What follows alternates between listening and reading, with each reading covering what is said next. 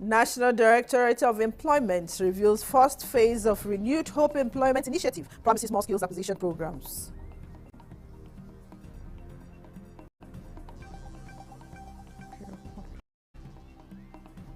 Bureau of Public Procurement unveils reforms, charges procurement officers on accountability procurement processes.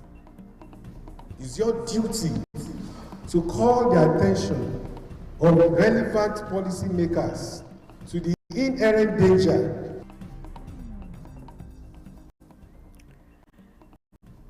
And Hyperdeck promises reconstruction of retaining walls of River Gurara to tackle perennial flooding in 40 communities in Niger and Kaduna states.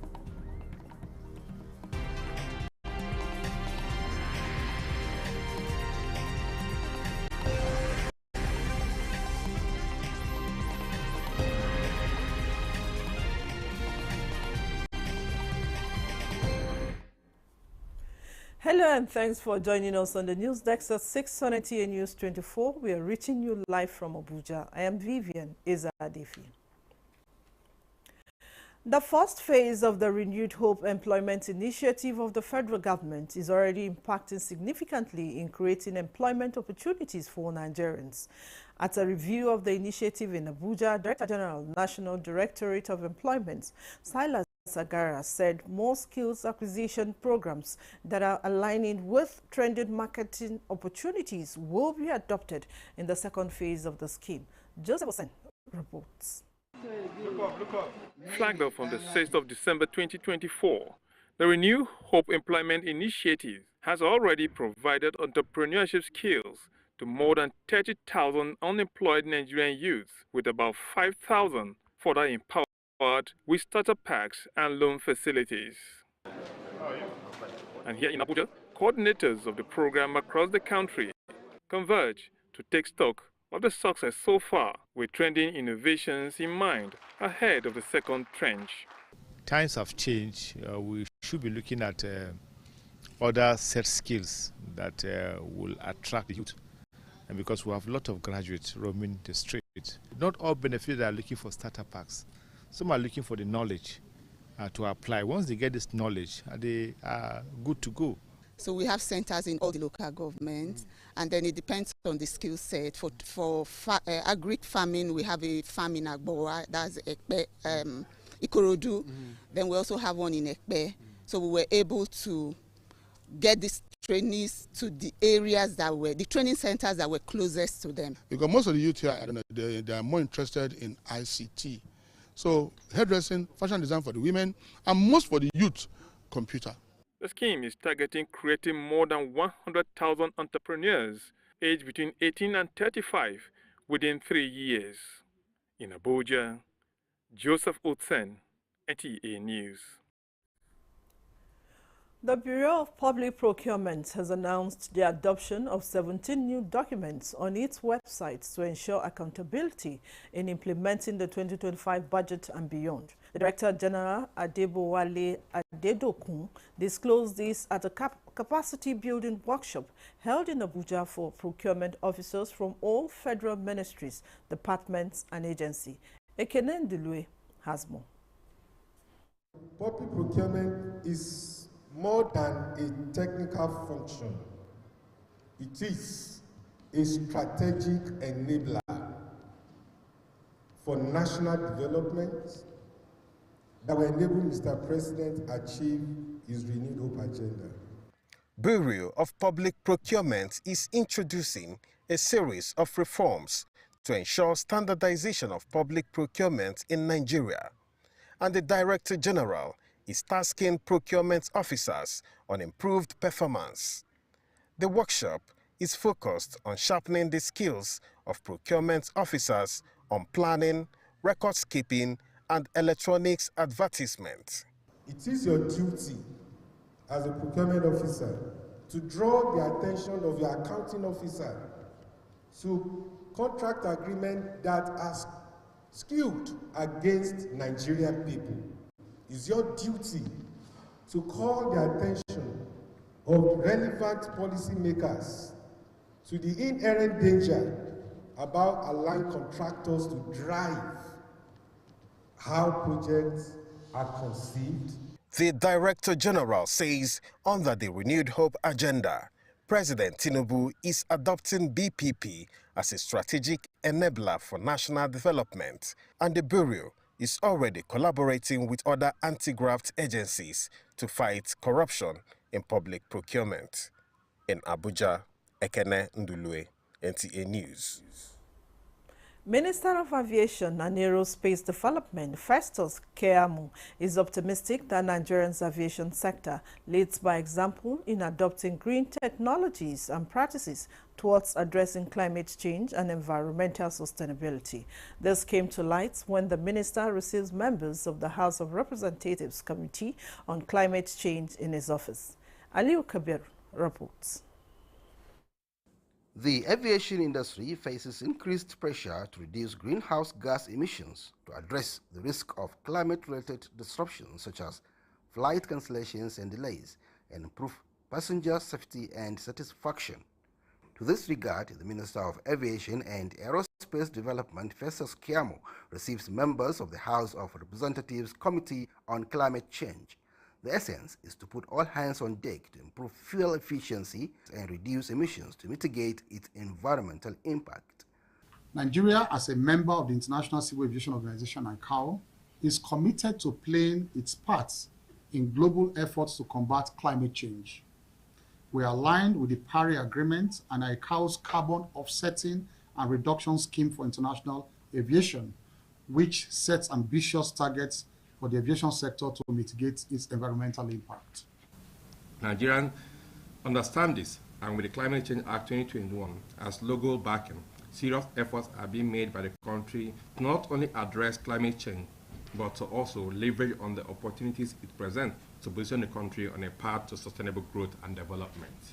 The minister highlighted agencies under the ministry working round the clock through several initiatives in this regard, assuring the members that the ministry will work with the National Assembly members and other critical stakeholders to implement policies and actions to achieve more sustainable and responsible aviation sector in Nigeria. In Abuja, Aliu Kabir, NTA News. Minister of Foreign Affairs Yusuf Tuga has committed to strengthen diplomatic ties with the Democratic Republic of Sao Tome and Principe to promote a unified African stance on global and regional concerns. The foreign minister disclosed this when he met with the Prime Minister of Sao Tome and Principe while on working visits to the Vice President in Abuja. Garbanata Allah reports. Sao Tome have a long-standing relationship. In addition to their geographical proximity, they have cultural and economic ties. There have always been high-level visits between the two countries, including administering the Nigeria-Sao Tome Development Authority. However, to strengthen these ties, there are still untapped areas for collaboration. Nigeria has a standalone blue economy ministry looking to take advantage of the wealth that exists and resources in our territorial waters, as well as in, for instance, the Joint Development Zone. Current discussions further centered on this year's African Union Summit, which has the theme Justice for Africans and People of African Descent Through Reparations, which is coming soon. Reparations for the slavery and the colonialism that African countries had to endure. Sao Tome happened to be the country where the sugar slave economy was perfected. It was tweaked there before it was applied to Brazil, before it was applied to Caribbean island nations. So that should be where the conversation should begin from. There are no signposts, there's no recognition as things stand for now. And this is all across Africa. We need to start doing that. The visit is worthwhile to see how both countries can promote a unified African stance on reparation and justice. In Abuja, Garba Muhammad Atala, NTA News. National Executive Committee meeting of the Labour Party has expressed satisfaction with the National Working Committee as it insisted that there is no vacancy in the party leadership. The meeting, which reviewed the Supreme Court judgment on the party leadership, commended the court for affirming the authority of the party organs. David Ire has more. The Supreme Court judgment was expected to lay to rest the leadership crisis rocking the party, but various groups are holding on to their position and interpreting the judgment to suit their case.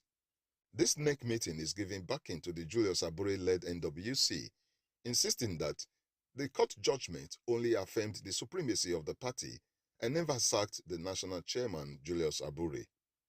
It described as illegal the activities of the National Caretaker Committee, as the party constitution has no such provision, more so that it was constituted by those who have no authority over the party. Leadership will not cede grounds to illegitimate, unconstitutional actors to take over the leadership of this party. The NEC also resolved to take disciplinary action against Abia State Governor Alex Otti and the former presidential candidate of the party, Peter Obi, should they continue to act against the NWC. NEC in session hereby usurp its power to NWC to discipline, to take appropriate disciplinary action on Governor Peter Alex Otti if he went ahead to conduct that illegal meeting of Wednesday. Some state chairmen, secretaries, and national officers attended the NEC meeting. In Abuja, David Ire, NTA News. Tertiary health facilities in the country have been advised to attend to any woman in need of cesarean section and unable to pay for such services in order to reduce cases of maternal mortality.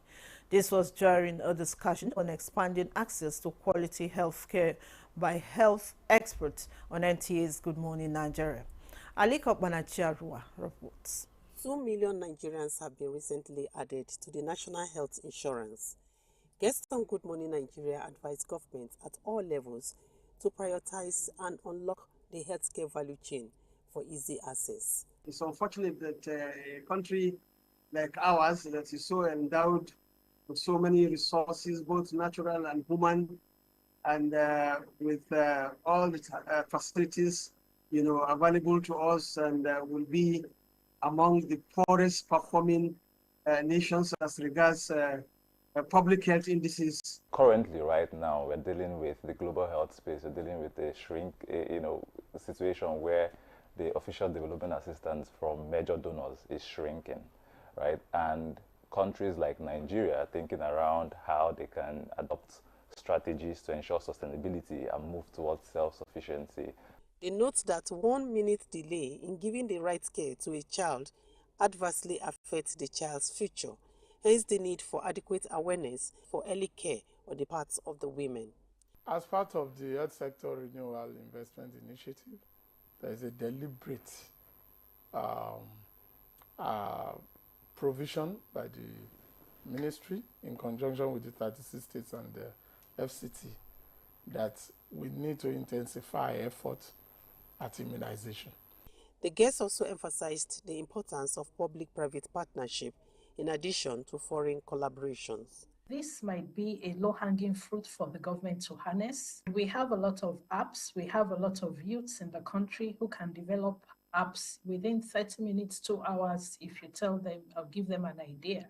Adequate funding, welfare of healthcare personnel, and periodic trainings were also mentioned as key priorities in expanding access to quality healthcare in Nigeria.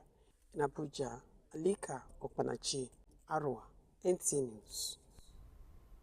This is the news desk at 6 on NTA News 24. More reports after this break. Stay with us.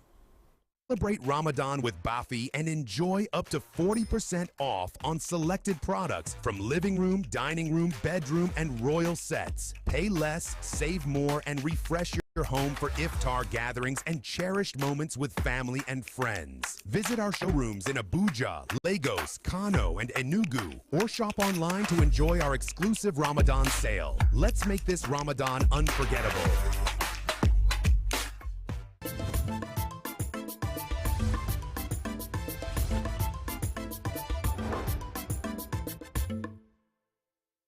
Welcome back. The National Hydroelectric Power Producing Areas Development Commission, NHYPADEC, is set to provide a lasting solution to the perennial flooding experienced in about 40 communities in the downstream of rivers Gurera, Niger and Kaduna as a result of the failed retaining wall of the rivers in the area. This is with the flag of the reconstruction of the erosion control embankments projects in Muye Lapai local government area of Niger State, which is expected to gulp more 600 million naira. Husseina Musa has more on that.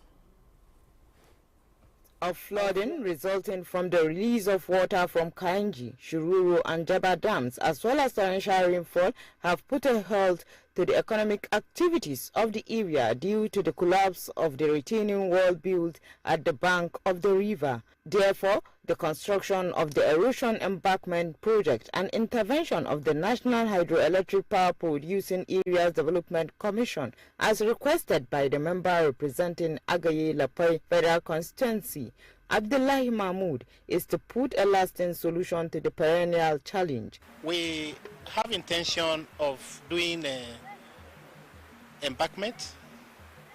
We will equally do the reclamation of the land. We will equally look at the access road.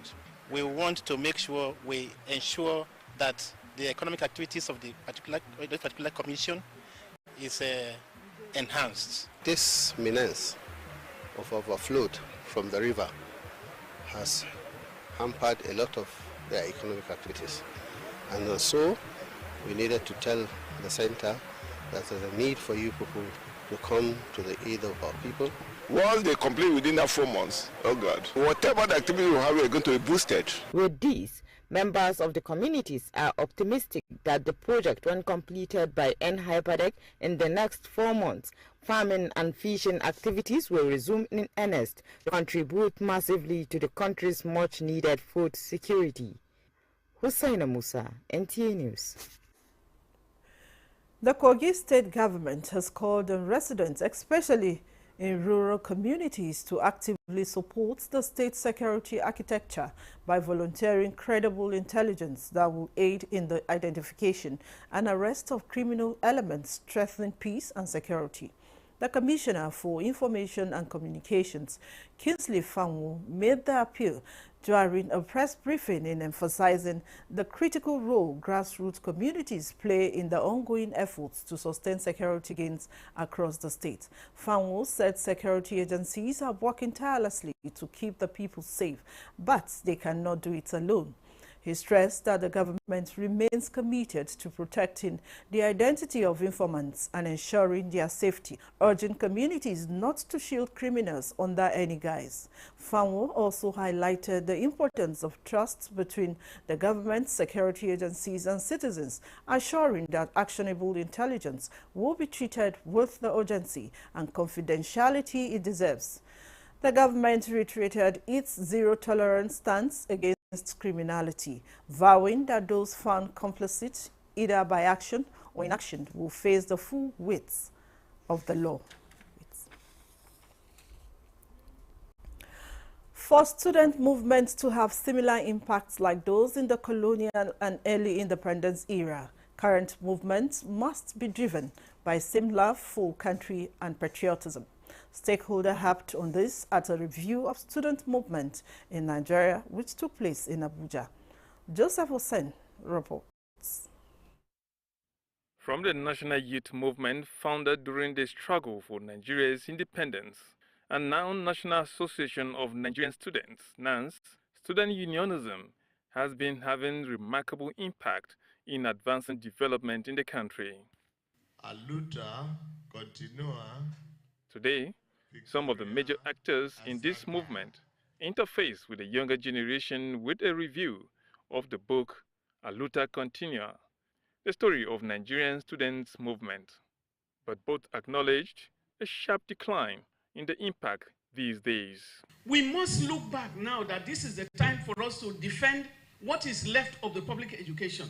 The review attributes weakening economy and growing individualism, a rooting love for country, to the decline.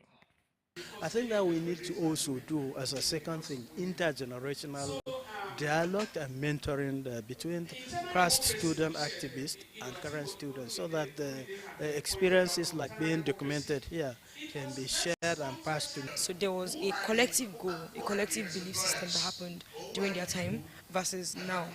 Another topic at the front burner at this forum is the working condition and rights of the domestic worker in Nigeria. Domestic work is inadequately covered by Nigerian legislative framework, including the Nigerian labor law. Not only in Nigeria, but all over the world, most domestic workers are females that are not only getting little money and that are exploited in their work, but that they are confronted with violence. Let's get them registered and let them cater for the interests of this set of workers. Activists here advocate strong legislation and enforcement of laws protecting domestic workers and even the employers themselves as major step to curbing abuses. In Abuja, Joseph Utsen, NTA News. Vice President Kashim Shettima has said that the federal government will keep promoting programs and policies that will aid economic growth.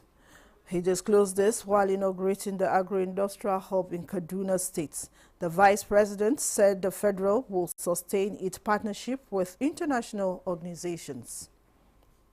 We'll bring you the details subsequently. Tensions about now to foreign scene, tensions about tariffs among countries, especially between the U.S. and China, are escalating. President Donald Trump has threatened a 50% tariff on Chinese goods unless China lifts its 34% counter tariff. Suleiman Abdulwahab tells us more on this on the foreign scene.